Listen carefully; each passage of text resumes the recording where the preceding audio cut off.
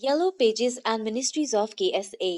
आज की इस वीडियो में हम आपको इंतहाई अहम मालूमात शेयर करेंगे जो कि आपके बिजनेस की ग्रोथ एंड प्रमोशन के लिए इंतहाई अहम हो सकती हैं। हम आपको येलो पेजेस की इम्पोर्टेंस के बारे में बताएंगे कि कैसे एज अ बिजनेस आप अपना बिजनेस ऑनलाइन पेजेस पर लिस्ट कर सकते हैं और एज अ क्लाइंट कैसे इन पेजेस से डिजायर्ड डेटा ले सकते हैं।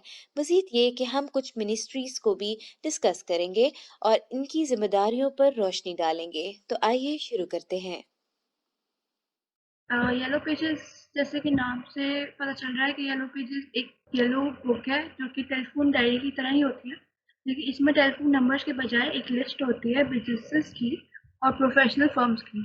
इस लिस्ट को अल्फाबेटिकली कैटेगराइज किया गया होता है और इसमें बिजनेस की क्लासिफाइड एडवर्टाइजमेंट भी इंक्लूड की जाती है। अब सवाल आता है कि ये क्लासिफाइड एडवर्टाइजमेंट्स क्या है। ये बेसिकली प्रोडक्ट और सर्विसेज की इंडिपेंडेंटली पब्लिश्ड लिस्ट होती है। इसके बाद हमारे पास आ जाती है कि अब ये बात आती है कि इसमें कौन-कौन से बिज़नेसेस रजिस्टर किए जा सकते हैं और क्या इसमें सिर्फ स्पेशल कैटेगरी के बिज़नेस ही रजिस्टर हो सकते हैं कि नहीं?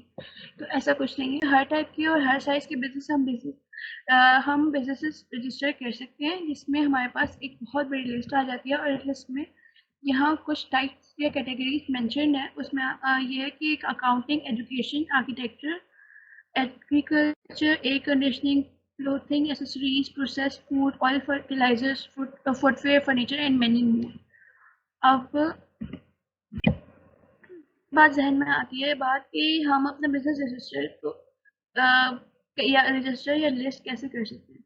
जैसे आजकल आप सबको पता है कि इंटरनेट या ने सब कुछ बहुत ज़्यादा चेंज कर दिया है। अब लोग गूगल और बाकी सोशल मीडिया को ज़्यादा प्रेफर करते हैं, बल्कि प्राइमरी मेथड बना चुके हैं अपने बिजनेस को रजिस्टर करने के लिए। लेकिन फिर भी येलो पेज जो एक बेस्ट लोकल डायरेक्टरी है और सिर्फ सारे बिजनेस हर जगह जो है ये बेस्ट लोकल डायरेक्टरी के काम तौर पे ही काम कर रहे हैं।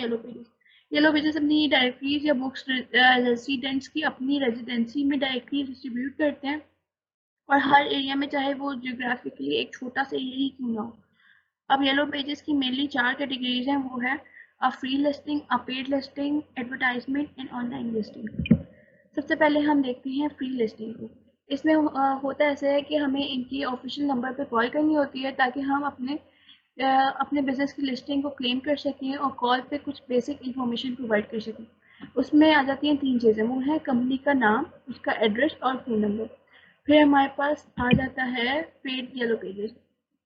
पेड येलो पेजेस और फ्री येलो पेजेस में फ़र्क सिर्फ इतना है कि ऐसे पता लगता है कि पेड लिस्टिंग में बोल्ड या हाईलाइटेड लिस्टिंग की जाती है एक्चुअल बुक में, और जब जिसमें फ्री लिस्टिंग भी हो रही होती है, ये सिर्फ इसको डिस्टिंग्विश करने के लिए किया जाता है। पेड लिस्टिंग कम से कम 7.50 सऊदी रियाल पर मंथ की होती है। ये एड से काफ़ी डिफरेंट होती है और एड लिस्टिंग से काफ़ी ज़्यादा इन्फो पे बेस्ड होती है और इसके पैसे भी ज़्यादा होते हैं। एड्स में आपके एड के साइज़ के अकॉर्डिंगली आप पे करते हैं, जितनी ज़्यादा साइज़ होगा उतने ज़्यादा आपके पैसे होंगे।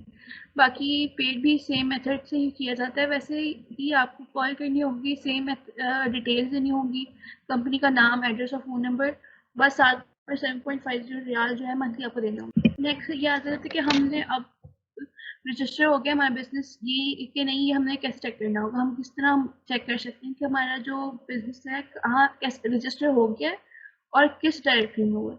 उसके लिए हमारे पास येलो पेजेस को नेशनल डायरेक्टरी का टोल फ्री नंबर है, वो ये मेंशन है। इसमें हमें यहाँ कॉल करने के लिए रिप्रेजेंटेटिव कॉल करके रिप्रेजेंटेटिव को अपने बिजनेस का नाम, अपना नाम और बिजनेस एड्रेस देना होगा।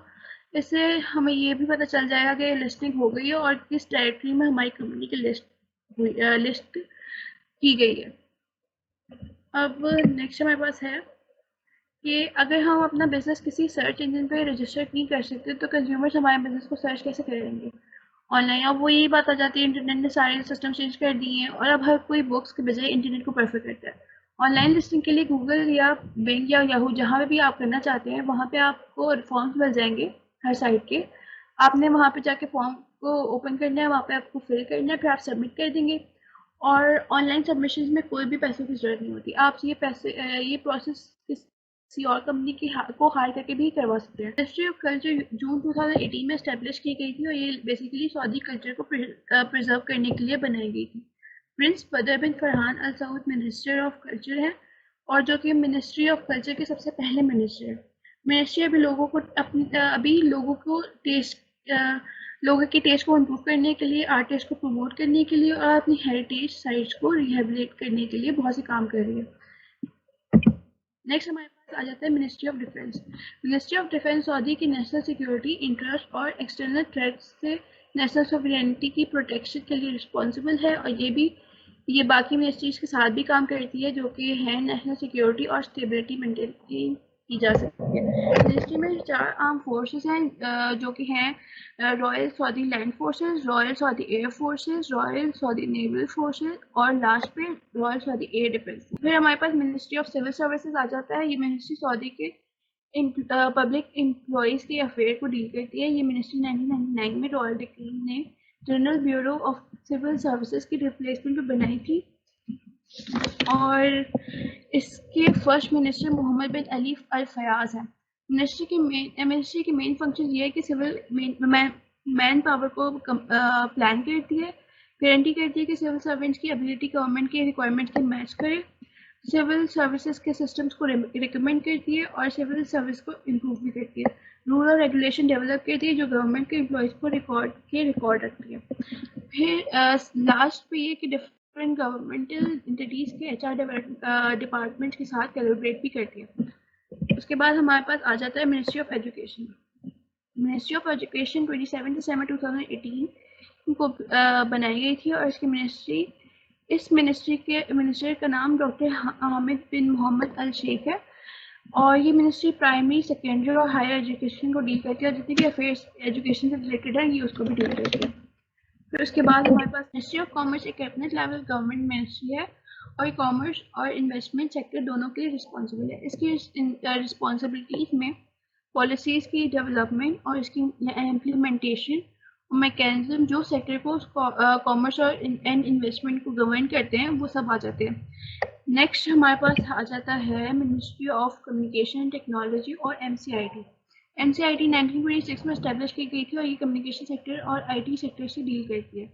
और इसके अलावा एमसीआईटी कम्युनिकेशन और आईटी सेक्टर को सुपरवाइज करती है, और ऐसी पॉलिसी डेवलप करती है जो कि कम्युनिकेशन और आईटी सेक्टर को गवर्न करे, और ये आईसीटी के लिए डिज़ाइन भी प्लान करती है। और उसके बाद हमारे पास आ जाता है नेशनल प्रोग्राम्स। एनसीआईटी ने तीन नेशनल प्रोग्राम्स लॉन्च किए हैं, वो है नेशनल डिजिटाइजेशन यूनिट, नेसर, the national centre for digital certification, और एनसीटीसी।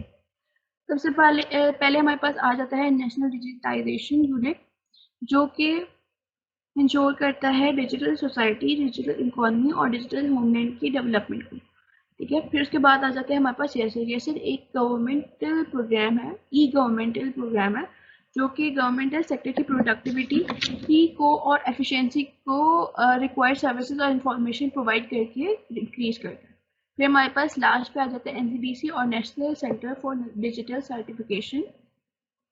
ये जो एनसीडीसी पब्लिक कीज को इंफ्रास्ट्रक्चर को मैनेज करती है, करने के लिए सिस्टम प्रोवाइड करती है। पब्लिक कीज एक सिक्योरिटी टेक्निक है ई बिजनेस या ई ट्रेड और ई गवर्नमेंट की इंटरनेट पर। ये प्रोग्राम डिजिटल सर्टिफिकेट इशू करता है, डिजिटल सर्टिफिकेट को सर्च भी करता है, उनकी वैलिडिटी भी चेक करता है।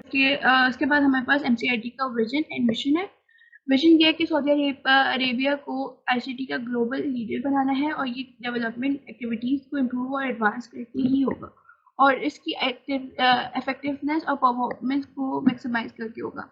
मिशन ये है कि सऊदी अरेबिया की आईसीटी कैपेसिटी डेवलप की जाए, फ्यूचर प्रोजेक्ट्स को ग्रो करवाने के लिए स्ट्रैटेजिकली इन्वेस्ट किया जाए, और ज़्यादा से ज़्यादा फॉरेन टेक्नोलॉजी इन्वेस्टर्स को अट्रैक्ट करें। उसके बाद हमारे पास कुछ स्ट्रेटेजिक गोल्स हैं, वो ये हैं कि आईटी सेक्टर को 50% ग्रो करें, आईटी सेक्टर का जीडीपी प्रोडक्ट से 50 बिलियन सऊदी रियाल तक इंक्रीज किया जाए, और अगले 5 सालों के अंदर अंदर टेक्नोलॉजी लोकलाइजेशन एफर्ट्स को सपोर्ट करें, और वर्कफोर्स को 50% रेज करें 2023 तक, फॉरेन इन्वेस्टमेंट्स को अट्रैक्ट करें, और एट द एंड वुमेन की एम्पावरमेंट और पार्टिसिपेशन को सपोर्ट करें। इसके बाद हमारे पास policies and studies of MCIT है, जिसमें हमारे पास आ जाता है कि आईसीटी सेक्टर के लिए एक स्टैटिस्टिकल डेटाबेस बनाई जाए, जो कि आईसीटी सेक्टर की प्राइमरी रेफरेंस हो, फ्यूचर इंडिकेटर्स को प्रिडिक्ट करने के लिए डेटा को और टाइम सीरीज को एनालाइज करें, और आईसीटी सेक्टर्स के पे सर्वे कंडक्ट किए जाएं, और प्लान और स्ट्रेटजीज की डिसीजन मेकिंग को सपोर्ट करने के लिए रिपोर्ट प्रिपेयर की जाए और स्टडीज को कंडक्ट किया जाए। हमारे पास आ जाता है ministry of economy and planning. Ministry of economy and planning कैसे की कैबिनेट का पार्ट है, और इसका मेन फंक्शन 5 ईयर्स प्लान के डेवलप और इम्प्लीमेंट करना है, जो कि कंट्री के लॉन्ग टर्म इकोनॉमिक टारगेट्स को रिफ्लेक्ट करता है। ये कंट्री के डेवलपमेंट प्लान प्रिपेयर करता है, और इसमें और भी एजेंसीज इंक्लूड होती है, जिसमें डिपार्टमेंट ऑफ स्टैट्स और नेशनल कंप्यूटर सेंटर भी है। Ministry of energy. Ministry of energy कैसे की कैबिनेट का पार्ट है, और ये मिनिस्ट्री पेट्रोलियम और उसके रिलेटेड प्रोडक्ट की पॉलिसीज को डेवलप और इम्प्लीमेंट करती है। इसके बाद हमारे पास ministry of environmental water and agriculture है, और ये मिनिस्ट्री इन्वायरमेंटल और नेचुरल रिसोर्सेज की सस्टेनेबिलिटी की अचीवमेंट के लिए रिस्पॉन्सिबल है। ये मिनिस्ट्री पानी और फूड की सर्विस सिक्योरिटी के लिए भी पॉलिसीज डेवलप अप्लाई करती है। इस मिनिस्ट्री के करंट मिनिस्टर अब्दुल रहमान अल फजली हैं। उसके बाद हमारे पास आ जाता है ministry of foreign affairs. Kingdom के एक्सटर्नल रिलेशन को ये हैंडल करती है, और मिनिस्ट्री पॉलिटिकल, कल्चरल और फाइनेंशियल इंटरनेशनल रिलेशन को मैनेज करती है। ये मिनिस्ट्री 1930 में रॉयल डिक्री ने क्रिएट की, और किंग अब्दुल अजीज अल सऊद पहले मिनिस्टर थे। मिनिस्ट्री ऑफ हज एंड उम्रा आ गया। इसके बाद किंगडम में हज और उम्रा के लिए ये सब किंगडम में हज और उम्रा के लिए रिस्पॉन्सिबल है। मिनिस्ट्री पिलग्रिम्स के सेफ और अराइवल और डिपार्चर को इंश्योर करती है। बेसिकली प्लान्स की डेवलपमेंट और इम्प्लीमेंटेशन के लिए रिस्पॉन्सिबल होती है, जो कि विजिटर्स के लिए जो भी सर्विसेज प्रोवाइड की जाए उनके लिए बनाई जाती है। फिर उसके बाद हमारे पास मिनिस्ट्री ऑफ फाइनेंस है। मिनिस्ट्री ऑफ फाइनेंस स्टेट के एक्सपेंडिचर्स को कंट्रोल करने के लिए बनाई गई, और करंट मिनिस्टर मोहम्मद अल जदान है। उसके बाद मिनिस्ट्री ऑफ हाउसिंग है, 2011 में स्टेब्लिश की गई थी, और ये हाउसिंग को सुपरवाइज करने के लिए मिनिस्ट्री हाउसिंग प्रोडक्ट्स की डेवलपमेंट और रियल स्टेट की भी रिस्पॉन्सिबल है। Ministry of human resource and social development 2019 में बनाई गई थी, और ये ministry of labour and social development और मिनिस्ट्री ऑफ सिविल सर्विसेज को मर्ज करके बनाई गई है। और मिनिस्ट्री कम्युनिकेशन को डेवलपमेंट, सपोर्ट और प्रोटेक्शन प्रोवाइड करती है, और लेबर अफेयर्स और इनसे रिलेटेड जितने भी इशूज और पॉलिसीज हैं उनको भी डील करती है। करंट मिनिस्टर अहमद अल राजी हैं। फिर उसके बाद हमारे पास मिनिस्ट्री ऑफ हेल्थ एंड और MOH आ जाता है। हेल्थ केयर और हेल्थ पॉलिसी जितनी भी हैं वो ये उससे डील करती है, और ऐसी स्ट्रेटजीज बनाती है जिससे कंट्री की पब्लिक हेल्थ को इंश्योर किया जा सके। उसके बाद हमारे पास मिनिस्ट्री ऑफ इन्वेस्टमेंट आ जाता है। मिनिस्ट्री ऑफ इन्वेस्टमेंट कैबिनेट का पार्ट है, और 25 फेब 2020 को इस्टेब्लिश किया गया। फर्स्ट मिनिस्टर अल फाली हैं, और ये मिनिस्ट्री की जनरल इन्वेस्टमेंट अथॉरिटी को मिनिस्ट्री में ट्रांसफॉर्म करके बनाई गई। मिनिस्ट्री ऑफ इस्लामिक अफेयर्स आ जाता है इसमें। मिनिस्ट्री ऑफ इस्लामिक अफेयर्स दावा एंड गाइडेंस 1993 में बनी, और ये इस्लामिक अफेयर्स से डील करती है, और ये कि जिसमें हमारे पास मस्जिद की मेंटेनेंस और होली कुरान की प्रिंटिंग सब कुछ आ जाता है, सारे इस्लामिक अफेयर्स आ जाते हैं। उसके बाद मिनिस्ट्री ऑफ इंटीरियर कैसे कि नेशनल सिक्योरिटी, नेचुरलाइजेशन, इमिग्रेशन और कस्टम्स के लिए रिस्पॉन्सिबल है, और 1951 में बनाई गई है। फिर हमारे पास आ जाता है ministry of media. Ministry of media कैसे कि दूसरे कंट्रीज के साथ मीडिया और